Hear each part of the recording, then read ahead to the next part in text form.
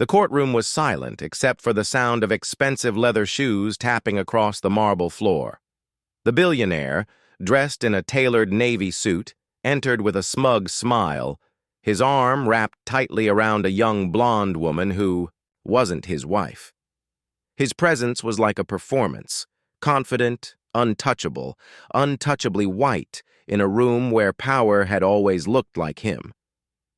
At the plaintiff's table, his wife, a black woman in her 40s, sat motionless. Years of marriage, her loyalty, her sacrifices, all dismissed with one smirk. But what the billionaire didn't know was that the judge already had the DNA results in hand, and the truth was about to cut deeper than money ever could.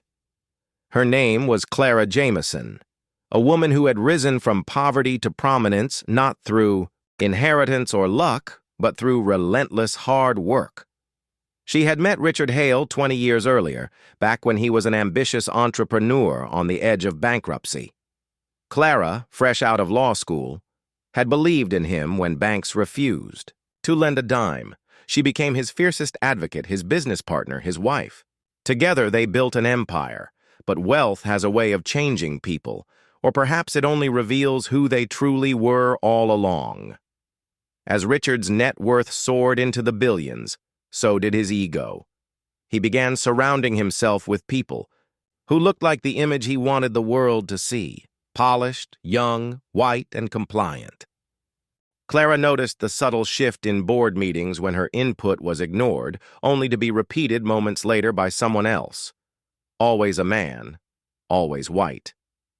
The breaking point came when she discovered he had been siphoning company funds into an offshore account, funneling money into political campaigns that supported laws quietly eroding the rights of people who looked like her. When Clara confronted him, Richard didn't argue.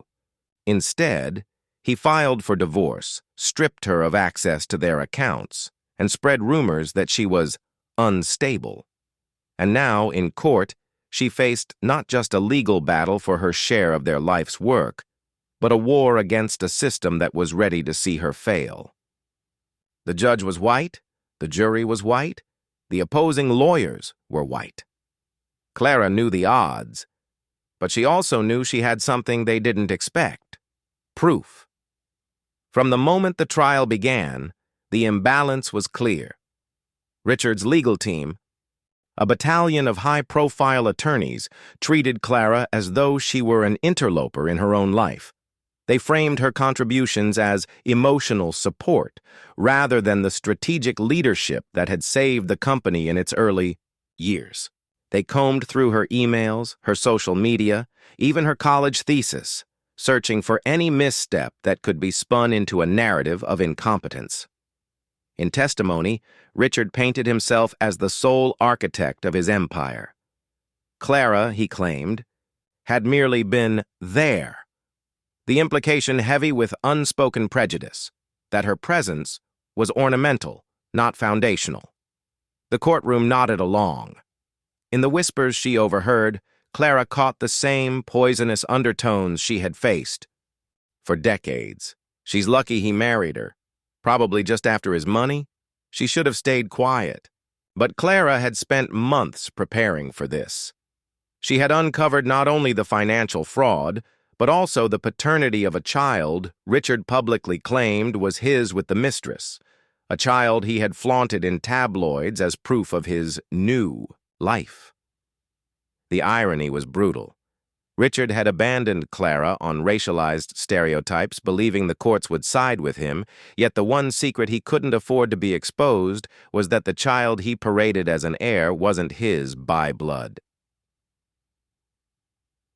Every day, Clara felt the weight of systemic bias pressing on her. Her witnesses were interrupted more often than Richard's.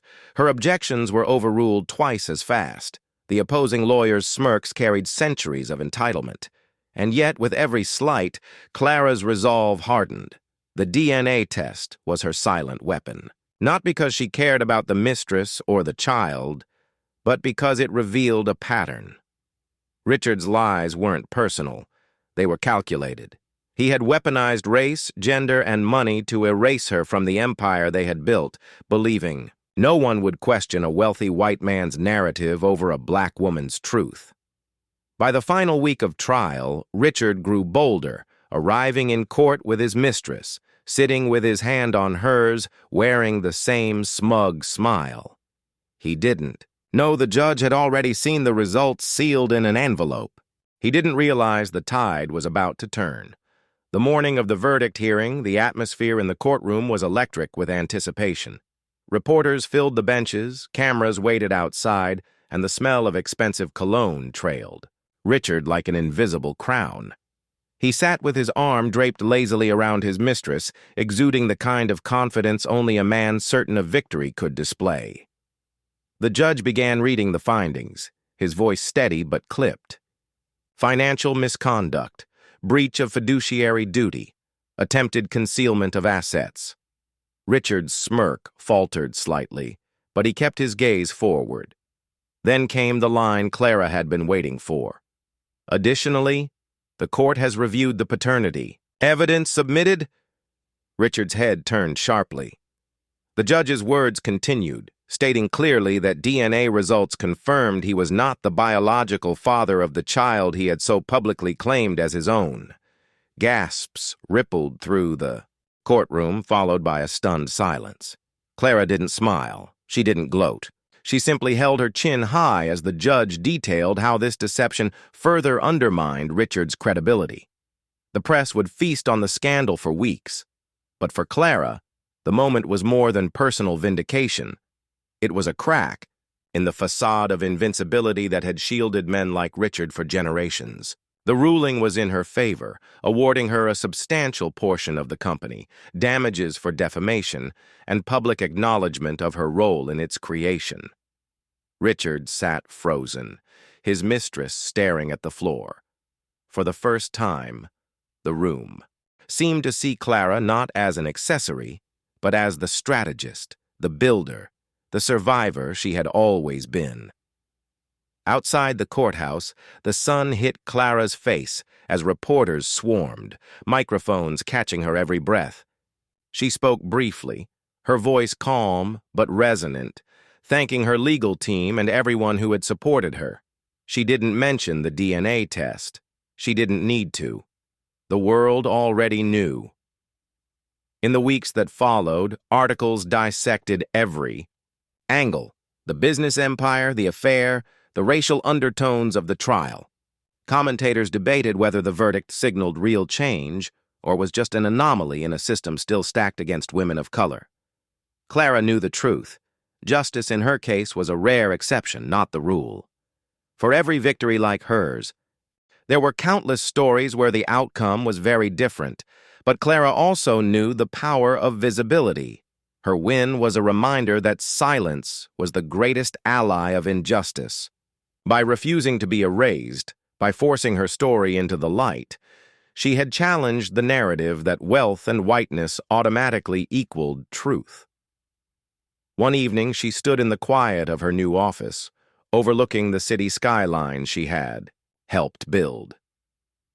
She thought about the years she had been underestimated, about the boardrooms where her voice had been ignored, about the nights she had worked while others slept, believing her loyalty would be enough. And then she thought about every young woman of color watching her now, seeing not just a survivor, but a victor. Her final thought was simple, almost whispered in her mind. You can take my seat, my name, my place in your story, but you can't take the truth. And somewhere, deep down, she hoped that truth would echo louder than the lies ever had.